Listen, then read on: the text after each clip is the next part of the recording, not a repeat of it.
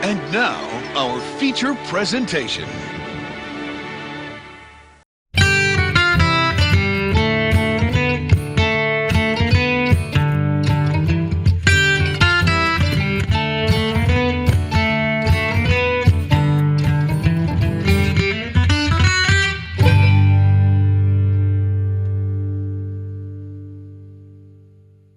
Hello, welcome to another episode of It Sure Is a Podcast.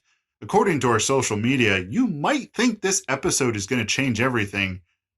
No, it's not. I just use that as a tactic to get people to listen.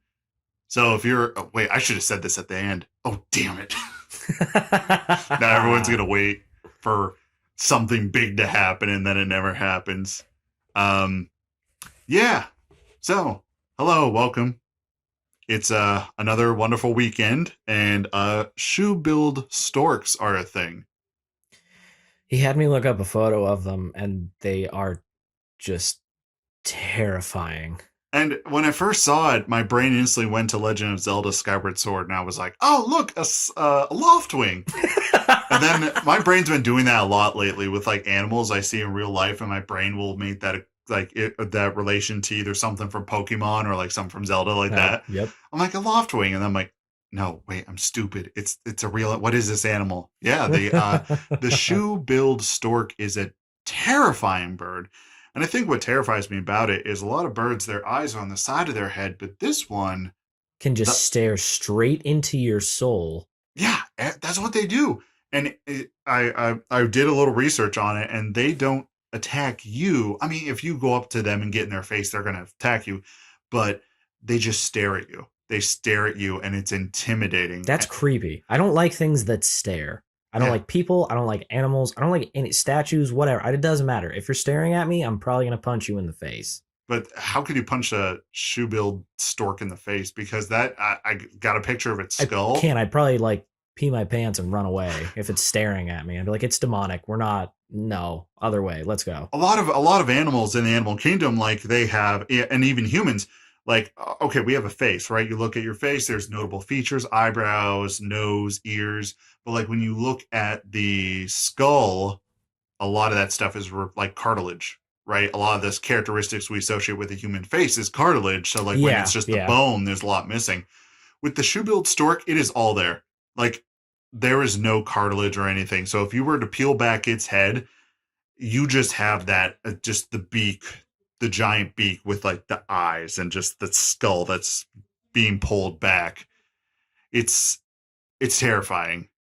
I just found a photo of it lifting up a duck in its beak. Yeah. And whenever they like communicate or try to mate, it sounds like if you take two shoes and slap the like soles together, like it literally sounds like that, but they do it super fast and like grrr, it almost has that effect on it. And it's absolutely just wild that this thing is allowed to roam, but it's only like a extreme endangered list. There's only like 8,000 in existence right now. Oh, so it's gonna die pretty quick. Yeah, because of white people. White people just saw a big bird and they're just like, we're going to hunt that to extinction. They probably had my typical white guy reaction of, it looks evil, let's kill it. So, like, I was watching a Animal Planet thing on it, and I was literally watching this at the, there was a restaurant right outside of my friend's college. I went to go visit him, and, like, this restaurant, we're waiting for food, and there was this kid sitting there on a laptop, and he's just, watching something. And my friends and I, we were talking about what we were seeing with the shoe-billed stork. And the kid just turns around and like, takes off his headphones like, don't mind me. I'm just watching stuff on Hurricane Katrina or Hurricane this and that. Just hurricane videos. And his kid's just sitting there on his laptop watching just like houses get demolished. Like people get carried away in storms. And I'm like, oh no. You're the like owner of this restaurant's kid, aren't you? Because like this kid was out of place because it was a restaurant, right? There's like college students in there, but it was smaller, and then there's just this one kid in the corner on a laptop, and you're like, okay, that's the restaurant's owner's kid. You got brought to work today, didn't you? He probably gets brought to work every day after school, but with that, there was a new guy who was feeding the shoe-billed stork, And I guess there's in their hierarchy, there's this level of like respect you have to show them or earn with them for them to do what, like with the males. The females, they're kind of easygoing, but the males especially. And this We're guy, still talking about the bird, right? Not people. yeah, we're talking about the bird. We're talking about oh, Dad jokes on 1,000 today. Oh no. Sorry, I had to do it. Yeah, we're Shoebill Stork. We're talking about Shoebill Storks. So there was this new guy feeding them, and he brought this bucket, and it was like full of fish or whatever the birds eat. I don't even know what they eat. I imagine they eat small babies, like small infants that are crawling around. They just like go pick them up and eat them. Like the other storks take those babies to couples. These eat them. They're the bad storks. These are the evil ones.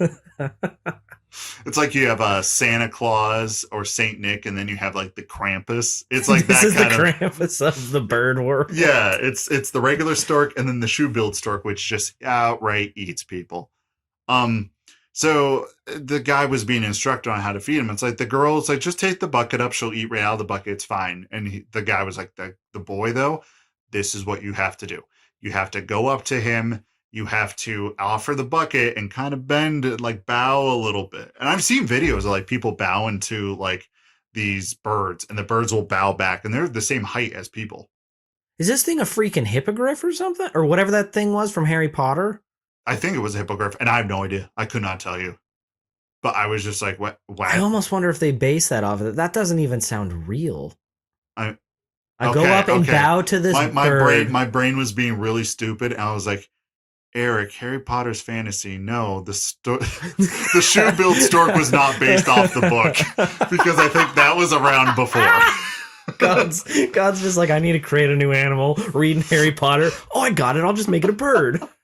It's like it's really tall, and when it's you gotta look at it. It's like that duck look. The only reason I brought that up is the duck looked tiny in its beak, so it was clearly it's not like a duck flying around looking scary. This thing is big. Yeah, and a lot of birds, like they have this body structure where they're hunched over. I mean, it's not hunched over in a painful way, but just how their body is, where they're like short over, little legs, and then the legs. Yeah. But this thing is like its torso. It stands Shorty had upright. legs for days. It does. Has legs for days. That's what was freaking me out about it. It was the fact that it had, like you were saying, the eyes in the front, but it was just standing up straight. Thinking it's people looking at you in the face. Yeah, and it doesn't really fold its wings back. It just has its wings down like arms, and it's just like, it's almost like a like someone took like in like animation or anything like that, where they have a humanized animal like DuckTales, stuff like that. Yeah, It's forget that's like the realistic personification of that. And it's, if an anime people looking animal was real, this is what it would be. Yeah. And so the guy went up to it and he had to bow a little bit. And what I was saying was like, people will bow to it, and it's like, oh, okay, you're bowing to me. That's cool. Like, I'll bow to you and we won't fight. He goes up and bows a little bit, and the stork just stands there, and the trainer was just like, hey, it's got to come to you. Don't go to it. And the guy was like, dude, whatever. And he just starts walking up to it, and this bird just gets mad, and like it arched its head and tilted its like neck. It was like, excuse me. And it starts going after him, and the guy's running. And then there's like in those shows, there's always the interview with the guy who's like, I told him what to do and he wasn't listening. And that bird went after him. Did it kill him? No, the guy got out of the pen. The bird wandered off, but it was just like, that would have been a great ending to that story. It just absolutely tore his face off. And it's just like, it has a picture of the bird, and just the beak is covered in blood and guts. And it's just sitting there, and it just does its little, like, the clicking of its, like, if you're curious about the Shoebill Stork, you gotta check it out. It is scary. It almost looks like something Jim Henson would make. Yeah, it is worth it just to Google it and look at it for a minute. It's freaky looking. And definitely, like, nature crazy, man. And the thumbnail I put together for this episode, like, that's intimidating. If you look at that, you're like, what? 99% of the time, I'm like, let's save the planet. And then every once in a while, I'm like, now let's destroy that habitat. Now, I would like one if I could train it and keep it in my front yard, and it would stalk the grounds and like be like my patrol guard. I would like that too. I would just see myself forgetting one day that I had to bow to it. Like if I'm just tired, like how I treat my dogs eventually. I'm like, I'm just tired. Just move. And then that thing would just absolutely clock me in the face with one of its wings. Yeah, or even just its bill. Like that bill is just solid bone. That would be a bad headbutt. And like every day you like walk into the house, you're like about to go and you're like, oh, oops, and you go outside and you just bow real quick and the bird bows and then you just you're trying to unlock the door and you just hear the pitter patter of its feet as it's charging you and you're like, oh no, shoot. I didn't mean it. I forgot. I'm sorry. Bow. I literally, like, after I found out about this bird, like, and what's crazy is as an adult, you think you know everything. You think you have learned. You're like, I know a cow says moo. I know ducks go quack quack. Like, I know my animals. And then you Google this and you're like, oh, this is like the Digimon updated version of a stork. Yeah, exactly. It blows my mind that like you think like you learn all the animals and you can look at some animal and you're like, I know what that is. I mean, yes, you can base your knowledge off like it has 2 feet, it has wings, a beak, it's a bird, right? Yeah. But like there's still animals that like I stumbled upon. There's like that shrimp that lives like at the bottom of the ocean where like can make a bubble and somehow superheat that bubble and like punch it at other like fish at the bottom of the ocean. Yeah. I don't know the exact details. It just pulled a Dragon Ball Z on it? It does. And it just like fries fish, like cooks them on the inside and it hits it with a bubble. That's awesome. I forget what it's called, and I might, be what's a fancy word, like embellishing it, like making it sound cooler than it probably is, but it's like something along those lines. I'm sure there's like some science terms you could use that would make it sound way less cool, but in essence, it superheats a bubble and like flash fries a fish. Yeah, like it's probably small fish, but who cares? That's still cool. That is so cool. And then when you think more about that, then you realize that like, oh, only a small fraction of the Earth's ocean is explored, and we don't know what else is down there. Yeah, isn't the planet like 75% ocean, and we've explored like 5% of it or something like that? Because they don't have the technology to go to the deepest depths. Yeah. Which is funny because I feel like we put people into space, and you can't dive into our own oceans that you're polluting and destroying. You can go up, but you can't go down. I'm gonna take that back. Let's save the ocean as our last refuge. Like when we do eventually burn this planet, maybe we can make cities underwater. So why don't y'all stay away from that just for now? Let's get the technology and the means to do it, but let's not screw it up. So it's going to be either two ends, and none of them are good. It's either going to be like the society built in Soma or the society built in BioShock. Those are the two spectrums, and both of those end very poorly. I never beat Soma, but I did get far enough to realize your dude's a robot and everyone's dead. Spoilers. I mean, how old is that game? That game's pretty old. It was free on PlayStation Plus, so clearly it's run its course. Yeah. Oh, I love that game. The story of it. When you get to the end, I like that game. We'll get back to the Shoebill Stork real quick, but that game, I liked it, but I don't care, phone. Shut up. I could hear from over here. That's probably on there then.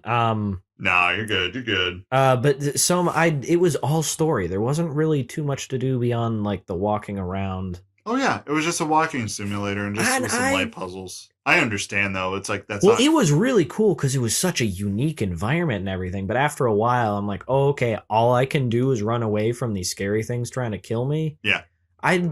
That's fun. I like that as a dynamic, and I don't even mind if it's the majority of the game, but I'm a typical gamer. I need more stimulation than that in the gameplay to take me to the end. And I'm even kind of in the same spot with that, with the idea of like, well, okay, like I understand it's a walking simulator and there's definitely a certain environment for that. But also I'm kind of like, couldn't you just make this a movie or like an animation or something? Yeah, something like that. And it like, don't get me wrong. Again, it was fun. I don't even need fighting in that game. Just like throw a vehicle in there or I don't know, more interactions for your puzzles or just something in there. Yeah, because I mean, your only buttons are walk and then interact, which would probably be like X or something. Yeah, and after a while, I was just like, I got to a part I couldn't sneak past something, and I died a few times. I'm like, it's not worth it to me. It's not worth it. Yeah, if you want to know the ending of this story, though, like, go look it up. It's good, creepy. There's some elements in that. You're trying to, like, because he's a robot, and you're trying to send people up into space or something to, like, reboot it? Yeah, all right, let me spoil it for you. Spoilers, because I want to know the ending. Okay. So what happens is that, all right, everyone is underwater, right? They created this kind of nanite kind of slug technology that could like, you could kind of program it to just build anything instead of like, oh, we have to develop it and come up with the ideas. You could just kind of like put the idea in it and it would do it for you. But also, now my phone's buzzing. Are you messaging me something? No, we had the UPS driver at our front door. Oh, so. no, it's good. I just got a new file of butthole pics. Nice. Anyways. Surprise, they're mine. Everyone's just going through and they're like, are they not going to touch base on that? Brandon just talking about butthole pics. But also this was like kind of this nanite technology, right? So it was like AI infused. Pretty much what it started doing was like, oh, I have to save the human race. And then people were dying because it just this habitat down there living in this giant underwater city wasn't good and really that great. So it started like forcing people to stay alive. So you would find people like laying in hallways and they're just laying there and like they have this like giant like machine just keeping them alive and they can't die because that machine's just sitting there keeping them alive. And they're just like, I haven't eaten in years. I please let me die. And the machine's like, no, I got to keep you alive. So the idea was that all these people were going to transfer their minds into this capsule that they were going to fire into space because Earth got hit with an asteroid and all of it was like destroyed, right?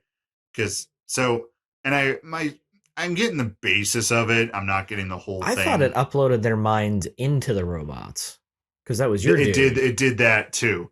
Yeah, okay, definitely that. I was working my way to that. Okay, I didn't make it far enough to find any of the people. Because the people would think they were like, oh, I'm just a person. You're like, no, you're a constructor bot or you're like a loader bot.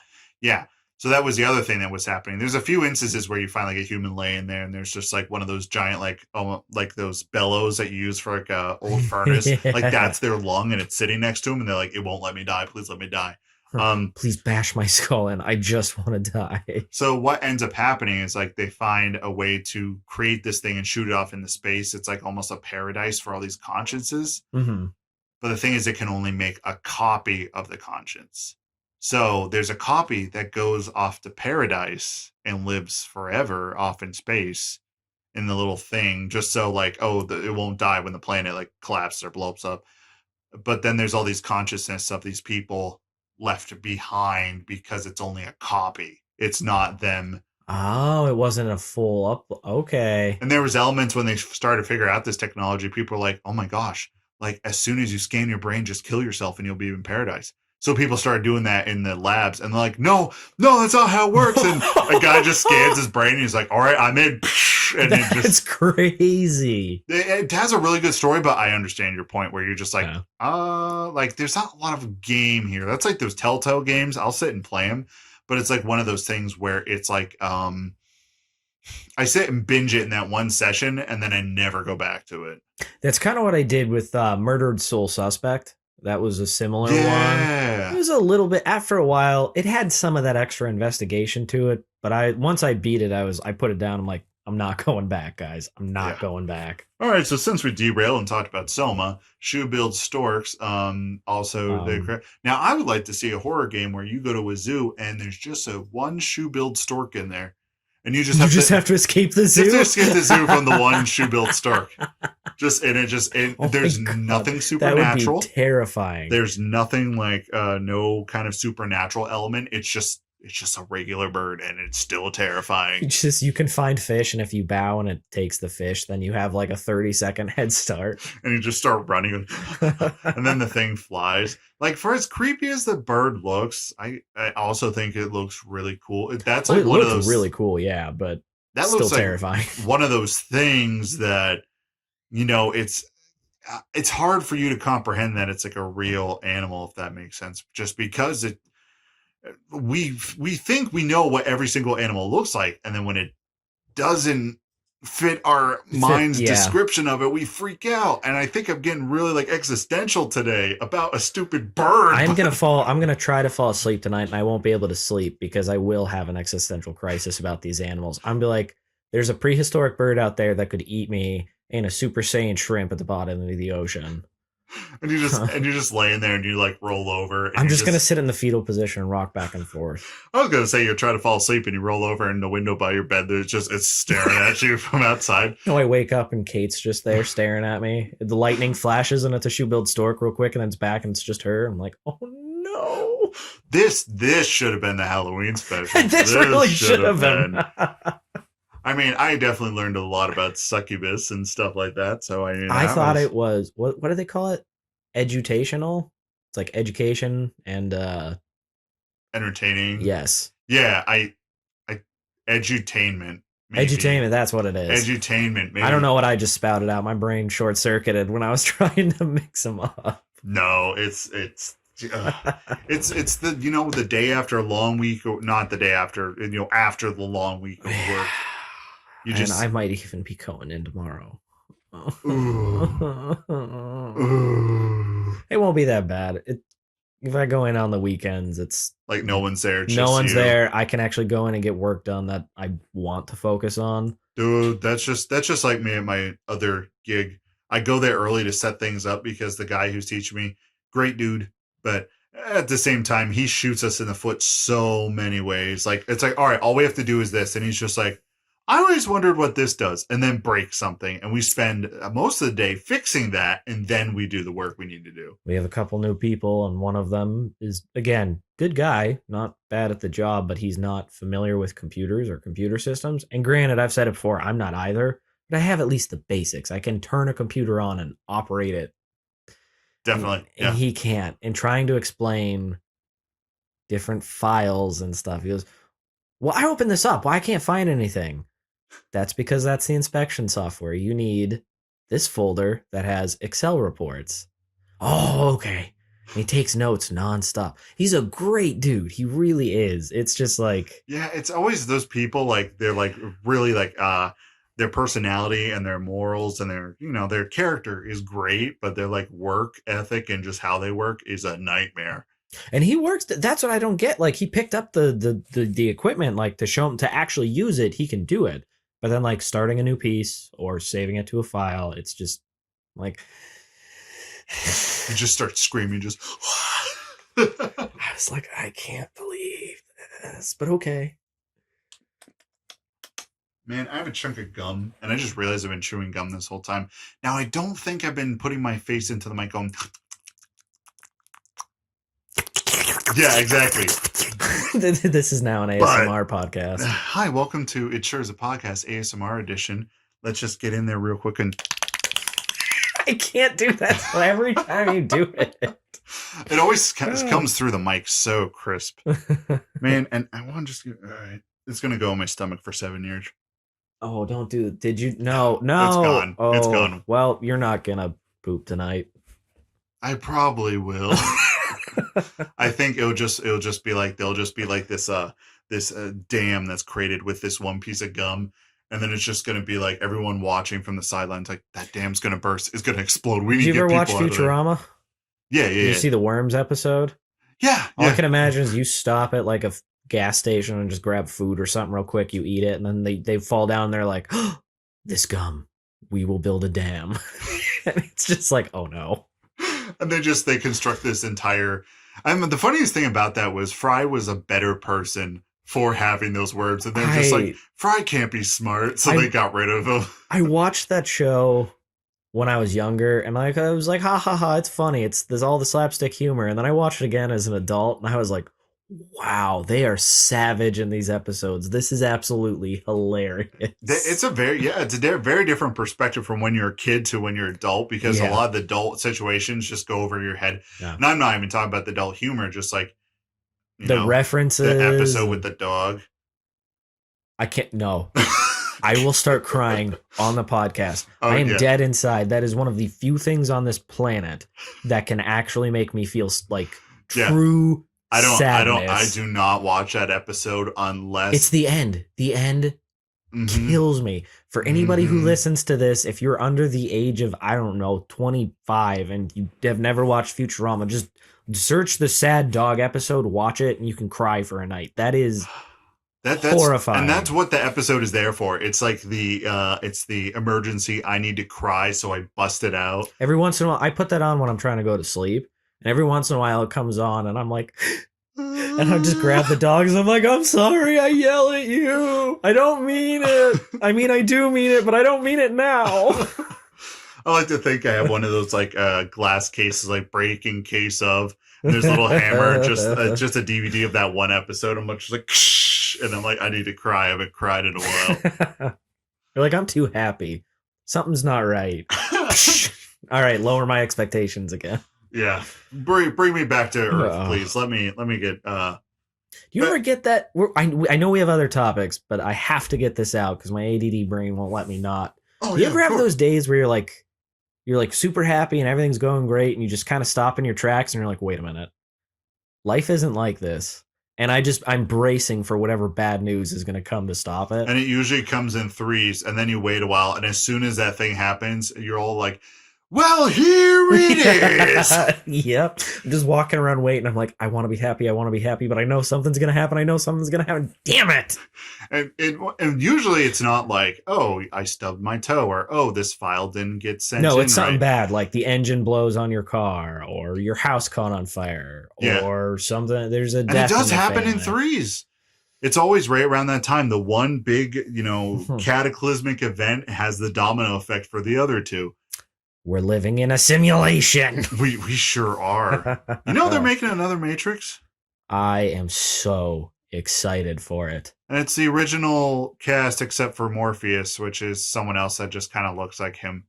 I don't know what the story is at all, but I'm intrigued. I am too. I really liked the original Matrix trilogy. Oh my gosh, they're so good. And I was a little upset when they were like, we're going to remake them. I'm like, why would you remake perfection? Keanu Reeves is this planet's single greatest treasure. He's a human being who is he's a good actor. I don't care what you say about the movies he's in, but he himself is a good actor and a good person. Especially good person. I on those flip and reverse it, on those days where I'm like super sad and I'm like, I need something happy, just Google stuff about Keanu Reeves. Just him just riding the subway. And somebody's just Snapchat. They're not saying anything to him. They're just like, oh, he's here.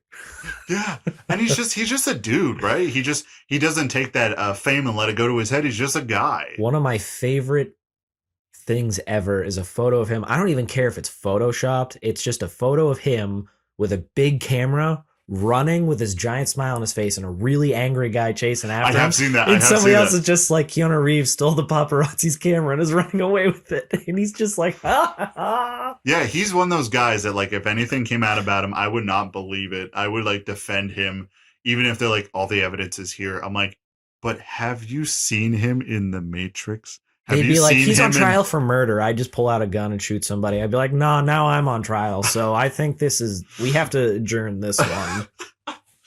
Figure this one out real quick because we got to get to my murder. I'm going to start murdering more. He's also like a super good martial artist. Yeah. So I wouldn't even mess with him. Like, I mean, Why would you want to? But then again, I still wouldn't. He's just a humble dude. Man, I want to strive to be Keanu Reeves. I try to, but I'm not that good looking or in shape or rich or talented. I don't think any of us will be. Keanu Reeves is like on his own level where it's just like, you look at him at first and you're like, there's nothing special about him. He's just a dude. Like, he's not that attractive. And the more you look at him, you're like, man. 1 or 2 beers in. Yeah, exactly. Yeah. And then you get past the 1 or 2 beers and you're like, man, I'd let him mash my dinner. You know what it is? Would. He's not an F-boy. He's a husband. He's a husband. And then you hear like what happened to his wife. Oh, now I'm sad again. Oh. And his sister. Oh my gosh. Like, all in like a 2-month span. And you're just like, oh, you angel. See, that's the thing. That's where the threes come in. Right? Oh my gosh. All right. My existential crisis is going to start now, guys. It's all right. So let's move on from your existential crisis. Let's talk about mine. Recently, I was connected on a dating app to someone. Yes. And we were talking. And listen, I'm respectful. I try my best, but it's kind of crazy how, I guess in this world that we live in. All right, but before you met your wife and you started dating and eventually got married, Did you ever try online dating? Do you ever try that? That is one thing I can say I've never actually tried. Because well, here's you're lucky. Well, no, yes and no. I'm lucky I never had to go through that mess of online dating. But the sad part is I never tried online dating because I never had the confidence to try online dating. Online dating, I thought, was like for people who didn't have the confidence to do it. Not confidence, the time, the effort, whatever. They wanted to simplify the process. Yes. And I was too scared to try the simplified process. Yes, I can understand that. That just sent me even lower. And here's the thing, like the pictures I have are still the ones your wife took. Yeah. And once I hit my goal of my weight loss, like we're gonna redo them all. But someone, very cute girl, she messaged me because on the app I use, they message the guy, so I leave it in the girl's hands, right? So if they don't message me, they're all a bunch of stupid cunts. Right? They don't appreciate me for me. I don't really think that. That was just a great out of left field though. But so we matched and she messaged me, and there were a few red flags, where it's like, I only like guys who have great hair and who are tall. And if you're not don't talk to me. Right? Wait a minute. Wait, did she say she likes guys who are tall with good hair? Or yeah. Oh, I thought you said I don't like guys. And I was like, wait, I was sitting there, I'm like, is there something wrong with my hair? Like, then I imagined a giant bald spot in the middle of my head. No. Then that's why she picked you. You're very tall and you have very nice hair. I'm jealous. I cut the hair, so we're gonna bring the man bun back since it's the cold season now. Soon it'll be the man bud. Soon this will be the man bun podcast because my hair, I can get into a small ponytail up top. Yes, but it's not quite long enough for a bun. I think that's the coolest looking thing on it. All right, I remember there was a time like beards are the coolest. Beards are still cool on any dude, but like man buns, those are awesome. I don't care what anyone says. I'm not saying this. Everybody hates them. Yeah, and I don't know why. I don't either. Well, I actually have to do the creepy art teacher mini ponytail on the back, and then I can do one on the top. You can do two. I just want to go like the Geralt route where just like you pull in the back and there's the long hair. But I don't think you've ever seen my hair long. My hair used to go down to my shoulders and past. I know. I never saw that. When I met you, it was cut. And I didn't ever even ponytail it then, but it was curly. Right, I was like a bombshell brunette. I was never like Geralt of Rivia, right, with the straightened hair. It was all curly and wavy. You're just a dude on the beach, just running with the hair bouncing in the wind. I'd be walking through like town, and my butt would get pinched, and some guys like, "Hey, lady," I'm like, "What?" And they're like, "You're a man." I'm like, "Sorry," and then I like fling my hair like I do in like one of those like Maybelline commercial. I'm like. Yeah, exactly. But how do I even get on this topic? Oh, yeah, because she was saying that she only likes tall guys with tall guys with dark hair, and if you aren't that, she absolutely no interest. I'm like, all right, that's a little. Having a type is fine, but being so forward about it, like you don't have to just automatically like I picked you because this. Yeah. So then I start off a conversation, even though there's red flags. I'm like. Okay, I'll just play along, and there was the SSDGM. I'm stupid. SSDGM. I'm not going to shout them out because they're like one of the biggest podcasts ever, but I'm sure a lot of people know what that's from. Yeah, the good old stay sexy and don't get murdered. Stay saved and do God's mission. Oh, you don't listen to it, so you don't get the joke. Damn it. No, I don't. All right. Well, anybody else who listens, there's a lot of podcasts, and definitely coming up, I've been slowly working on this. There's an episode where everyone who's followed us on the old Instagram, because a lot of it is just other podcasts, I've been going through and listening to all theirs and like giving them ratings off of my terrible scale. So there'll be a podcast review once I get through a good chunk. But the thing is that a lot of them they keep on coming. So I asked her about that. She's like, oh, it does mean that. Did you Google it or do you know what it's from? I'm like, I'll be honest, I Googled it. And also the next thing immediately was, are you Ravenclaw? I'm like, all right, please don't go down this route where it's like...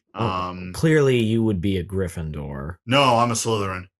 I am ultimately Slytherin. conniving, backstabbing, malicious. I don't see you as that backstabbing and malicious, though. To people I like, I am not that. But the people I don't like, I will take... Yeah, okay, thinking back on some of your stories, you definitely have that cunning. I don't think you're evil. And how this one ends, yeah, I'm a Slytherin. all right, you're a Slytherin. All right, I'm a Slytherin. And it's one of those things I'm a little frustrated. It's like, the capability to, like, so what? I'm a Slytherin. It shouldn't matter, right? Some people really get that. It's like, oh, I only date Ravenclaws. I'm like, are you joking? You only, like, base your interest on another human being based off of a fantasy novel? I mean, if you're that far into it, just find somebody else who's also that much into it. Then like, that's a match made in heaven. Then you just go to potterdate.com, or if that exists probably somewhere, but I don't know. I can almost guarantee it. Yeah. So we kind of bounce back and forth, and there isn't anything like inherently wrong. It was just a lot of red flags for me came up, and like, okay, if she has interests and she has things that she desires in a potential partner, then so do I, right? Mm-hmm. So we get talking, and then all of a sudden, she just drops this out of nowhere with absolutely no context or whatever, and it just says, this is a generalization, but when men do things for women, they often expect something in return. And I'm like, now, I will say, devil's advocate, I do agree with that statement. I agree with it. However, if it's not part of the conversation you're having, it does sound a little accusational, which it was it's kind of again, I don't disagree with it. A lot of guys who are on dating apps aren't looking to date. They're just looking to hook up. So something like that is fair, but I would definitely lead into it maybe a little different. Like, hey, I really like how this conversation is going, but I am looking for something maybe, for a little more serious. What I would like. Just a little lead up to it. Just being like, just because I'm talking to you doesn't mean I'm going to suck you off on the first date. It's like, well, that's not really what I was going for. Like, that isn't, good to know, but I'm not. That wasn't my goal. I'm just trying to be adult and have a conversation, And I definitely agree with that. But the conversation leading up to that was just about podcast interests. And a part of me was like, maybe I tell her I have a podcast, but I'm like, oh no, if this goes bad. The reviews. The reviews that don't exist, there'll be bad one out there. I'm going to pretend. I'm going to just, what is it? I'm going to LARP that we get reviews. Yeah, we can LARP with that. So like the conversation was good, and we were just kind of bouncing back and forth just about different podcasts we like. And then there was at one point, I kind of picked up on this where it just was like, this is a very one-sided conversation. Like, I'm like kind of like hinting at, it's like, what do you do for a living and stuff? And then it just like, we keep talking about podcasts. And I was just like, okay. All right, that's fine, whatever. All right, we're moving on. So I end it with the very classic, Brandon approach where I send them, and this app has GIFs, which I'm so thankful for. I send her a GIF of Danny Phantom transforming into his ghost mode, or as he would say it in the show, going ghost. And usually, in the past, there would be nothing back because obviously... Because you know what they're doing. If you send a GIF like that, like, the other person, but this person, she didn't really know. So then at that point, I'm like, okay, so I was the bigger guy, and I was like, hey, listen, I'm just, based on what we just talked about, I felt it was one-sided, kind of. I'm not very interested, but hey, thanks for talking. At least I ended with that, but like, I didn't have to do the GIF, and I didn't reply with that, last statement until 2 days later. Because the other message didn't come through until like a day later. So just going ghost. Going ghost. And I will use that until the day I die. So if you're ever talking to someone and they use that, you're like, they got that from somewhere. That's just, going ghost. I love it. It's the Danny Phantom just spin around. That was a good show, by the way. I think I was 14 when that was on, and I loved watching it. I'm like, maybe this could be me. Yeah, the Danny Phantom, and it was just the Fairly Odd Parents guy, but it was just with a kid with like superpowers, but it was all with ghosts, which was really cool. It was really weird that he was trying to fight like a ghost billionaire.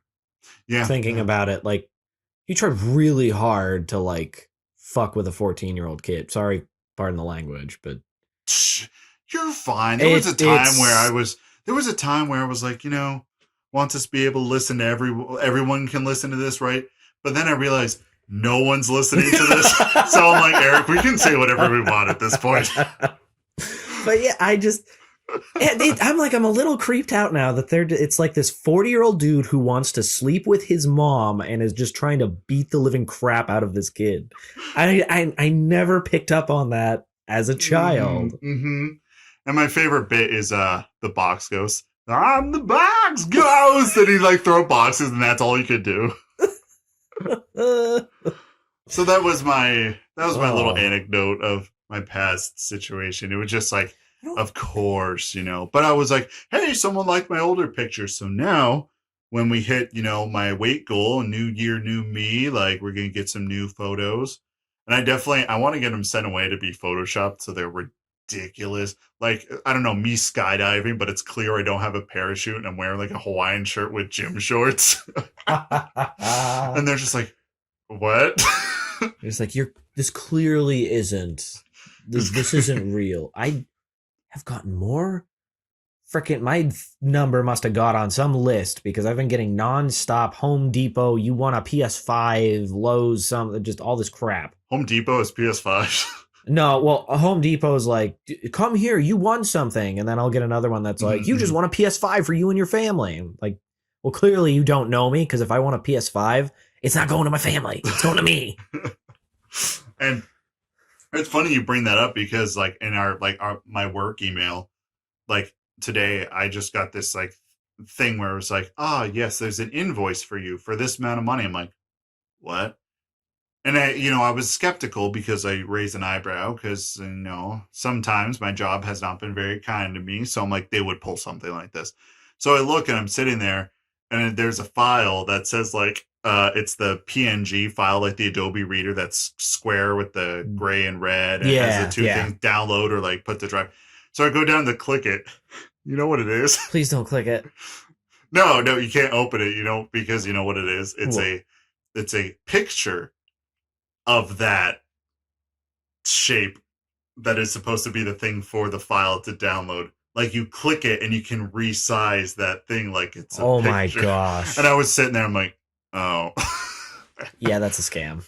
So I sent it to my boss and she's like, all right, just send it here. And then as soon as like, all right, we plugged that whole thing. So I was just sitting there and I'm like, like it wasn't even an act. Like you could have sent a file of anything. It was just a picture of the icon to open the file. My favorite one of all time was Netflix. It was not Netflix. Somebody pretending to be, and they're like, "Your subscription is about to expire. You have to go on to renew it for another however length of time." I'm like, Netflix is a monthly recurring subscription. My subscription can't run out.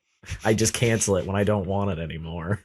I was cracking up. Like growing up in this age, you kind of like you catch on to that stuff and you're like, that's not how it works. But like, I mean, older people, that happens all the time. I mean, I have like my grandma and grandpa have been a victim of that, which kind of sucks. My wife works in cybersecurity and she has lots of stories of people clicking and she's like, why did you click? They're like, well, because it said to click here. And they're like, I know your wife like just kind of hangs out on a computer all day, and that's not a negative thing. It's just like that's her job of being like the cybersecurity. Yeah. But I like to imagine like she like puts on like a VR headset. She's like, I'm going in, and she like has a gun, and it's almost like Sword Art Online or something. Find that absolutely hilarious because if she could do that, I bet she would. She would be a terror in the virtual, like a good one. Like she would be RoboCop. She'd be RoboCop in the digital world. Going around slicing off people's digital hands as they're trying to hit all the spam emails. Stop it! I could see her having a katana and like a rifle of some kind, and she utilizes both and cuts people up. Yeah. So on Twitter, I posted something about Animal Crossing. The new DLC and the new update just dropped early.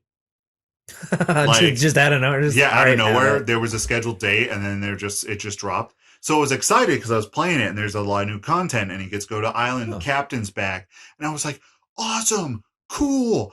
I want to, throw it out there on the Twitter, right? So I put DLC, right? Now, this person, very lovely person, but I'll explain myself after. So I put that out, and literally some little Twitter troll, little Twitter twatter bird showed up and was like, actually, it's the update. It isn't the DLC. And I'm just like, whatever. I'm excited it's out. And then I replied that to them, and then they favorited it. So part of me thinks it was like in good spirit, like just good fun. Like actually, sometimes it's hard to be like, hey man, like be excited because it's just the update. DLC is still coming. Yeah. But on Twitter, I think it's safe to assume, and I don't even use Twitter. I have a Twitter, I just don't use it. Dude, I don't use Twitter.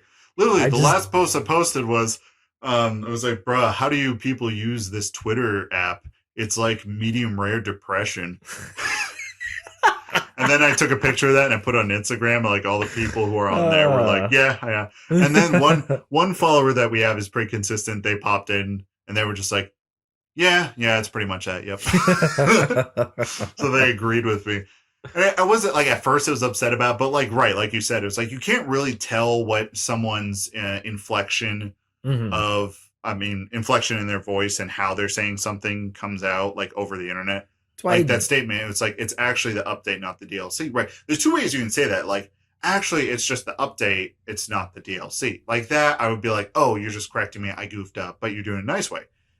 What I assume from Twitter is actually it's the update. It isn't the DLC. Well, actually, and that's immediately where my mind went to, and I was just like. But then they liked it, and it's all in good fun. So I wasn't upset after that. But I was just at first I was like, really. Actually, if you want to get super technical, then like you had to download the update, so it still counts as downloadable content. It just isn't released under a DLC bundle. I kind of want you to say that again, but with a Starbucks frappe in hand. Just throw my little scarf on while I say it. Yeah, and you're just sitting there actually. So that. So Animal Crossing had its update. If you're an Animal Crossing fan, the update is out and just free stuff. But also, if you want to really customize and go to new islands and become a dictator, you can pay for that too, I guess. Because I guess the other thing's out. That's awesome. Okay, real quick, Indie for the Windy. Bum ba bum bum bum. Indie for the Windy.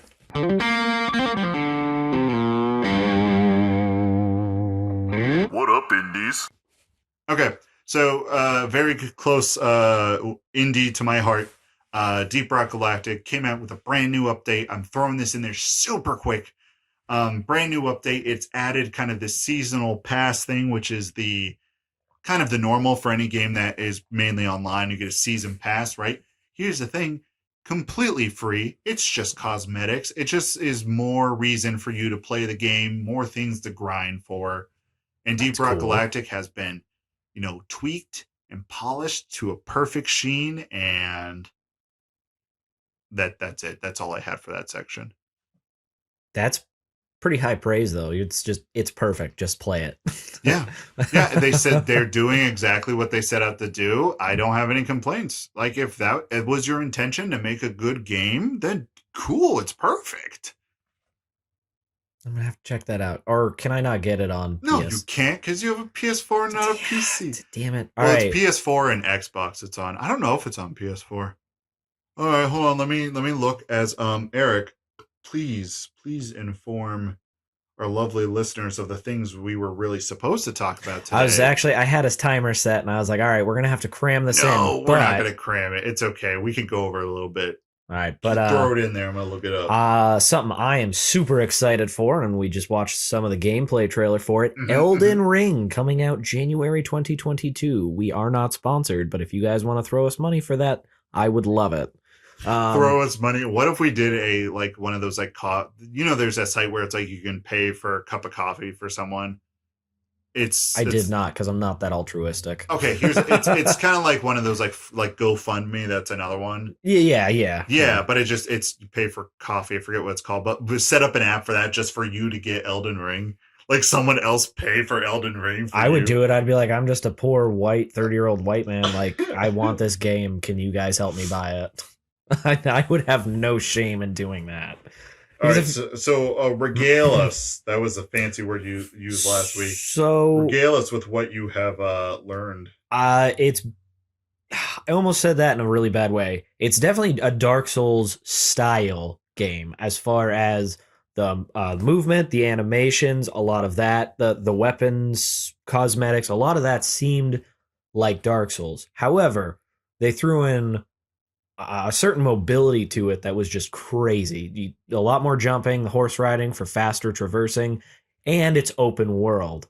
Now, you can argue the original Dark Souls and all that stuff was open world, but it was very set paths that you could go through. They would diverge, you could find secret paths, yada, yada, yada. Almost like a Metroidvania. Yes, but this one was just, to say it, because this is what a lot of other people have been comparing it to, it's like a Skyrim. It's like Dark Souls meets Skyrim almost. That play style, those enemies, the loot, the saving system, all of that is there, but enhanced. The magic looked crazy. You watched the gameplay trailer too, correct? Yeah, did you see when that dragon showed up? Yeah, and just the magic arrow shooting right off the horse. You can fight on the horse. It looks awesome. You're just like, you can fight on the horse, yeah! Well, what I'm really pumped about too is it seems like they gave the world a little bit more structure, whereas Dark Souls or even Bloodborne, Sekiro, those worlds seemed like dead. And this one has that feel to it as well, but it seemed like there were settlements. There's going to be more interaction with NPCs. It might have a little bit more of a story. Well, isn't the point of Bloodborne's world to be dead? Yeah, you never really know if you're dead or dreaming. Like, you don't... Like, people think that the nightmare that you're in is actually real life, and then you're waking. It's whole... convoluted and crazy. Yeah. By the looks of it, I think because the Dark Souls series has such a reputation and such a pedigree for environments that are so intricately made and detailed that everything's there for a reason. All right, here's the thing. I've said it many times on the podcast. I don't like the Dark Souls games because I'm a baby gamer, but I really respect them. I like what they do, and I will never say it's a bad game. It's just not a game for me. Like, seeing that gameplay trailer for Elden Ring, I want to buy it. I want to learn how to play it. I'm not going to lie, I'm probably going to restart one of the Dark Souls games after watching that. I was like, this shows me everything I loved about the games, and it's just enhanced. And I think the world will be so meticulously detailed that it's not like a Skyrim or any open world like that, where it's like they have kind of like, all right, here are the landmarks we want, and then proceed to generate everything else. Obviously, there's a lot more that goes into it, and they fix it in detail. But like, no, but I know what you mean. I would not be surprised if they went over every part of that map and like, all right, this rock has to be at this angle to direct your eye to this monument that we want you to see. That's what I'm excited for. Those games have a lot of stuff like that. Because nothing's there for no reason. Yeah, you can go anywhere and find, and you're like, something doesn't look right here, and it's just, you can explore and find something, a new path. Like an illusionary wall, or it's something. There was always something that you can like stumble on. Yeah, I'm so excited, especially with this being open world, and they're like, yeah, you have landmarks or whatever that you can go and find, but you can just kind of run around and explore too. Like, yes. Yeah, and I another game that's going to take me 10 years to beat. I'm so pumped. And I kind of wonder if they're going to level gate or kind of level, just like, how do I put this? Progress with you. Like, everything is like level. My guess would be, I know what you're saying. It's either leveled enemies or it's just the game. They're going to be what they're going to be, and you just have to get better to get to that next area. Right. Like, it's like you can beat the whole game with the base set of weapons, never upgrading them, never making them better. Like, is that how they're going to do it? And it's just like all the enemies are the enemies, or are they going to do it like there's, kind of like Oblivion, right? Everything levels up with you. Yeah. Whether it's like one level or like 2 levels above you or your level. I'm torn because I like both. I like the consistency, how Skyrim had it with, and that's just what I'm going to use because like everybody keeps saying like this is going to be the competitor to Skyrim, and so that's probably going to be ever come out. We're going to be dead in the ground before it does. So no, hey, we're getting Elden Ring. Skyrim's out. Elder Scrolls 6. You know what I mean? I know what you mean. A lot of people made that joke. They're like, I can't wait for the next Skyrim to, and then it's the Batman meme of him slapping Robin, and it's like it's Elder Scrolls, not Skyrim. But that's so true.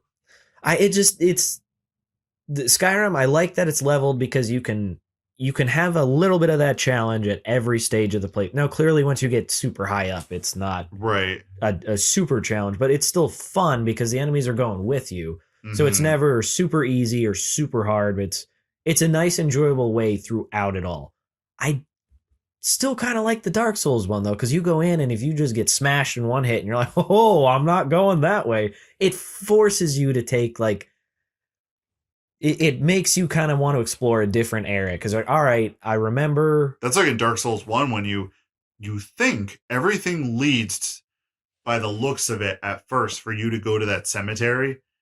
And then you go there and just get destroyed. Yeah, and you're like, well, this game's so hard. And I quit. The first time I played, I quit because that's the way I went. And I'm like, this game's way too hard. And they're like, okay, it's hard, but it's not that hard. You're not supposed to go that way. You're supposed to go this way. And I'm like, are you kidding? Like, there was just like this little like a stairway that I missed. And what's really funny is that's immediately where I went to. Is like, I always love doing the side stuff first. Always, no matter what the map is, I'm like, if the marker's over there, I'm going this way. Oh yeah, yeah. And this, that was the other big thing, the map. They're actually going to have a map in this game that you can use. And it looks detailed. It looks pretty. Well, they said you can leave markers and stuff to show, like, okay, if there's a tough enemy that you can't beat, put a marker there for later so you know to come back to it once you've leveled up, which is crazy. I think it takes away a tiny bit of the charm of the Dark Souls world where you just have to remember all this to explore. But in a game that big and intricate, I was about to say, yeah, especially open world, like I think that would just be annoying because you would never remember where anything is. And that,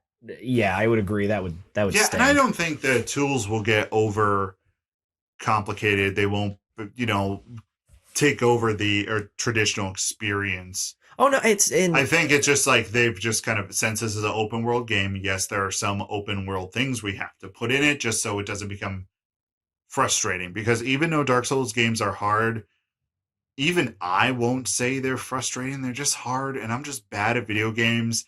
Yeah, when I play a game, tough. I want to be good at games. That's what I want to do when I play a game. Well, and that's why Dark Souls, I have to be in the mood for it. If long day of work, I'm tired, I have an hour before I go to bed, I'm not playing Dark Souls.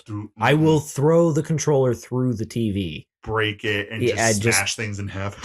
Yeah. So that's when I'll play Skyrim or Oblivion or just any number of other games. I've been playing Dying Light. I am freaking addicted to Dying Light right now. And from what I saw, I last time we talked about it and then I got to see it a little bit. It looks good. Yeah. It plays really well on the Switch. And there's all of the new stuff in there. I couldn't believe it. Everything. They have so many more weapons. My mind was blown. Everything I don't want to say didn't like, but I always wished it had more of when I played, because I played it like when it first came out. Right. And now I'm like, it has it all. It has more guns. It has more weapons. It has my nerdy like swords and axes. I think there's a shield you can use for equipment or something. I haven't crafted it yet. They have a bow and arrow. The older I used to be, I nerdy wanted to be a mage when I was a kid, realized I was too stupid. Now I'm like, okay, now I kind of want to be the ranger, a little bit of everything. And they have a bow and arrow, and I can do it. I love it. It's so much fun. And I was just going to say, when I looked at it, it looks good for being on the Switch. It runs well. Now, the only thing that someone might complain about was like, what I thought was really funny, and I liked it, was like the zombies. If they're further away, they'll go like 5 frames a second. Like you could tell they're like, and you were and I was showing you on the TV. On the Switch, it's definitely still there, but it's not as bad when it's just on the Switch. Yeah, and sometimes that happens, but also that doesn't ruin a game for me. Oh no, because most of the time when you're close up, like there's going to be closer things, you're not even going to be looking in the background. Seriously. Yeah, but they're very little to no lag. I think only once, because I screwed up, that I jumped in somewhere I shouldn't have jumped, that the game was like, you're not supposed to do that. But speaking of jumping, Elden Ring has jumping. Yeah, that's what you have a horse that can jump. You get like a Princess Mononoke style horse that just kind of like, it's not even a horse, like a deer thing, but just assembles out of nowhere. I hope you can do stuff with that. I hope that's like a power or something that you can upgrade, or I imagine, but there's also like, did you see the spells that you can use where it's like you just summon stuff? You just summon the horse. Well, yeah, but there's also you can summon like oh people to yeah, fight for you can summon the spirit. That's gonna be me. I've always liked stuff like that because I'm like, you know what? You focus on these things so I can run around and just destroy you. Oh I'm my a coward. gosh, I'm yeah. a fight from the shadows. Oh yeah, any game that gives me that option to put something down and fight for me, I play that character. I all the never time. was good at. We're gonna go back. I was never good at Dragon Age as a rogue, but I still forced myself to do a playthrough as a rogue because you could have the decoy skill. For that single skill, I wanted it. For the single skill, just yes, decoy. But I'm just. Did you see the like weapons and stuff? The weapons look like they're gonna have their own powers that you can use on it now too. And I wouldn't be surprised if you like. There's a base set of weapons, but like you can infuse different powers and abilities. It could have been like a legendary, weapon. Dark Souls. You got the soul, and you could make it that special weapon. But I still thought that was great. Like they were just taking all of that up to another level. The one thing I hope they do is, and they got better with it by Dark Souls 3, but I don't think it was still quite there. I want them to make magic like a viable option. Like you get 5 uses. That's not there. I'm not going to put the chunk of my skills to use this thing 5 times. I get it. It can destroy most base enemies, but then in a boss fight, it takes too long to cast. You can't cast it. You can't block the, but like it's at that point, it's not useful. In games like, what is it, Bandai Namco? I can't pronounce it. That was such a horrible pronunciation. Yeah, you're on the right track. I'll get the name of it because but I think recently they changed their name too, so I don't know it. I was looking it up earlier, and I think it was them plus that director. I'm not even going to attempt to pronounce Miyazaki. Yes, him and they had George R.R. Martin come in to help give it the fantasy flair as well. So I'm actually really excited for this. It's Bandai Namco. Okay. Right. I had a point in there. I watched an interview with I was away from the mic, so if it was a little quiet, sorry. With George R.R. Martin. Was that his name? Yeah. And like when they released the trailer for Elden Ring, like they interviewed him. He's like, "Oh yeah, I wrote a script and I sent it to him like 2 years ago. I heard nothing, so I'm glad the game's coming out." And I'm just sitting there, and it's kind of crazy how. So they did to him what you did to the rest of the world. I'm not gonna let that go. Although I am excited to play this game. He's probably sitting there none the wiser. He's like, I don't know. I mean, they probably had a lot of work to do or something. I don't know. A game like that, I could definitely see being very time consuming to produce. You have to make sure all of those mechanics can function in all of those different. Yeah, and I watched because this is my nerd thing where I love to watch documentaries about how games are made, even like when it's a game I don't play. Yeah, like so Dark Souls, that series, pretty much the guy who's in charge of it when he made the games, he made all the systems and all the stuff first. Mechanics, gameplay, systems. He created all that before the story was even written. So like the story would fit the mechanics and things that he made for the game. That's not a terrible idea. It's a very different approach, and I think it's probably done wonders for him because I mean everyone holds Dark Souls in high regard, but like this was the opposite. Even I think it was Miyazaki, and I hope I have the right guy. If I don't, I apologize. I am a dumb white male. But he said like, all right, so he wrote the story and gave it to us, and we were like, this is the opposite of our kind of creative process. So they had to like kind of like tailor it a little bit more to okay. And I can, if you have a tried and true method and you got to change it, you don't want to lose the charm of what, you know, has made your game so beloved. So I can see why it took a while for it to come out, but still, I'm pretty pumped for it. I think it's cool that they're going to have just trumped up everything. Just the spells are going to be bigger. I really hope they make it usable. And I understand you're not going to be able to probably do the entire game with it. You're going to need to use weapons and stuff throughout, but right, yeah. The first Dark Souls was terrible. I'm sure people are going to be like, "No, you just suck." And I mean, I probably did, let's be real, but Matt, it was so hard. You only got like 1 uses out of them, and they're like, there's items and equipment. Well, I don't want to do all that. I just want to be able to use it. Yeah. Yeah, I think the items should be there for to enhance it and make it I guess, I don't know, do more damage, or like the base spell is able to get the job done. If you want to get the job done efficiently, quickly, and with, the least amount of mana or whatever being used, that's when you use all the items and my really whole thing grind and dig. I just like all the different options because I like it because there's so many different enemies and environments, and just there's so much variety in these. I like to have a little bit of everything. Yeah. I normally, you pick one, maybe two things that you focus on, but I like having those options because, that's what the game's there for. Different enemies are, subject to different types of damage. Dark Souls is very different, but at its core, it's still just another adventuring RPG. There's damage and stats, and I like to be prepared. So when you make that barrier to entry for something so high, I just kind of feel like it takes away a little bit of that. I don't know. It makes it feel like, all right, I can't do this like ever. So hey, that's a whole part of the game I can't experience. That's where I come from. That's where I come from. I like kind of hit a wall. Like I learned, and it's like, and once again, this isn't talking bad about it, but it's like, all right, I want you to learn how to play me. And I'm like, listen, Dark Souls, I work 9 to 5. I live paycheck to paycheck. I barely make ends meet. I barely get through the week. Okay. I just want to play a game. I don't want to learn anything right now. And there might be a time in my life when I'm like old and in a nursing home. My kids throw me in let's there. Go, Dark Souls. Yeah. Let's go, Dark Souls. Now I have nothing but time. Then I'm sitting there, I'm like, oh, this was the Dark Soul. And it'll probably be like Skyrim, where I arrived to the party like 12 years too late.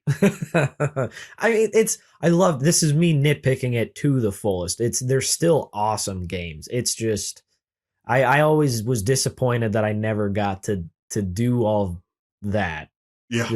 That experience of it. But that's also my playstyles do tend to not favor magic that heavily. Mm-hmm. And in a game like Dark Souls, Skyrim, you can do that. You can, I have a spell, I can cast one. Like, you can utilize it how you want. And that's what I use. Like, I just use magic, and it's just super fun because I always just I just want to be a sorcerer, a warlock. Yeah. Well, and I love just like the conjuration magic on there. I don't really use, here and there I sprinkle through like healing and all that, but conjuration's the only one I like focus on. And like, I like to be able to summon weapons because I'm like, my dude can get out of any situation, and it's okay. You're locked and thrown in jail. Summon a sword. You're good to go. Yeah, exactly. Like stuff like that. Because like you don't have to pull it out. You can't take away the magic. You're just like, really. You got the magic in me. And it was it's like, whoa. And Dark Souls is just, it's the old SpongeBob meme. Skyrim is Weenie Hut Jr. and Dark Souls is, I forget the name of the other one. I think it's just like Weenie Hut. No, Weenie Hut Jr. No, it was something else. I can't remember. Oh, yeah, it was the bar where he like went in and slipped on an ice cube after acting so tough. But they have all those memes. It's Dark Souls is that one, and then Skyrim's Weenie Hut Jr. And I don't disagree with it. They're both fun. They're just different styles. Yep. Dark Souls is not that forgiving. So, Elden Ring, I can't wait. January 2022. So it's not that far away. I think it's January 22nd. I think something. It's not too far away. Only a couple months, and then Starfield is coming out in 2022, but I can't remember when. Starfield, I did a little research, and that's in February, isn't it? Maybe. It doesn't look half bad. It looks pretty good. I have to eat my words. I was like, I want Elder Scrolls 6, and then I looked a little bit up. I'm like, this actually looks like it'd be pretty cool. It feels just like kind of like almost like Mass Effect, but not Mass Effect. I definitely get what you're saying, but Elden Ring might be out on the PS4, or it is coming out for the PS4 as well. Yeah, it's coming out in previous gen consoles, and I think I really hope it plays well on there. I'm gonna wait to see the reviews. But all right, have you seen it? It's gonna play well on the PS4. It'll be fine. Those games, like, they're beautiful, but they never like push graphics. You know what I mean? Because I think they go for a generating. Style. I think it's just like you said, it's not generated stuff. It's there. So once you have that downloaded, it's just there to play off of. So yeah, I really hope that that's an option because I'm not splurging yet on a new system. Mm-hmm. I don't have the time to play my old systems. Yeah. When you inherit the time to play new systems, that's when you can get new systems. We just got a new car too, so my money is like No, I don't have money. You're literally If I want anything, I have to go like begging to Kate. I'm like, can I have some money, please? or you're like digging in the couch cushions for quarters. Or like in the console of the car. I go outside my trench coat. What are you doing? I'm just gonna go take the garbage out for like an hour. Walk up to a car. $50, man. $50. I'll do whatever. I'll do Eric's stuff for Elden you. Ring comes out in a week, man. I need this money. Guy's like, you go up to the guy. You're like, I'll do Eric's stuff for you. He's like, what? What's Eric's stuff? It's like, well, if you have to ask, you probably can't afford it. Hey. I can afford it. Yeah, I can afford that. I can afford that. Yep. Okay. That's an episode. We had to keep it a little shorter today, just for reasons you don't need to know about, you little troglodytes. It's back end stuff. Stop asking. Back end stuff. So, with all that being said, hey, if you like what we do, go to some kind of social media, whether it's Twitter @sure_podcast, whether it's Instagram, it sure is a podcast, or TikTok, which is it sure is a podcast. It's all it sure is a podcast. But also at the very end, closing, I want to make a very special mention, and the details will be in the description of all our videos, is the person who did, hold on, this is going to be very off the cuff because I don't remember if she actually messaged me, and then I could be just doing this. Okay. Got it. We're good. Everything's fine. All the little caricatures, all the little different characters, poses of Eric and I that you see on the thumbnails now that are appearing. My friend did that. If you have any kind of commission stuff you want done that kind of looks like that, and she does some other stuff, once again, it'll be in the description. Her handle is Marza K, and that's pretty much for everything. So if you go on like the Twitter, if you go on to Instagram, you can find her. She does some great art. If you want commissions and stuff, throw it her way. And I'll spell it for you in case you don't know how to spell Marza K because you failed 5th grade or something. X7 red. No, there's a fish before the red. It's the @sign. Okay. MARZAKAY.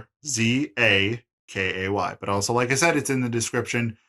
If you like the stuff, hey, I just want to throw it out there. She does some great work, and I'm very appreciative that she's willing to do some wonderful commissions for me. She made me look good, so I think she's great at it. Go give her some business, guys. She really did, because I do not. I have a character, right? I can be characterized very easily. You just look like an everyday bland NPC. I am the scariest person on the planet because I could blend in anywhere in this country. I am your typical white guy. Like, literally, you could just take off the glasses, just cut your bangs, and it would just be like, where'd he go? I could disappear tomorrow if I needed to. I could disappear tonight.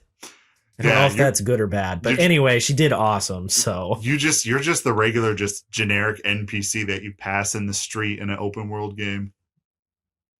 I'm kind of like, I'm the, gross, overweight comic relief character in any game. All right, with that being said, take care, everybody. We love you guys. Stay safe out there, and we'll see you in the next episode.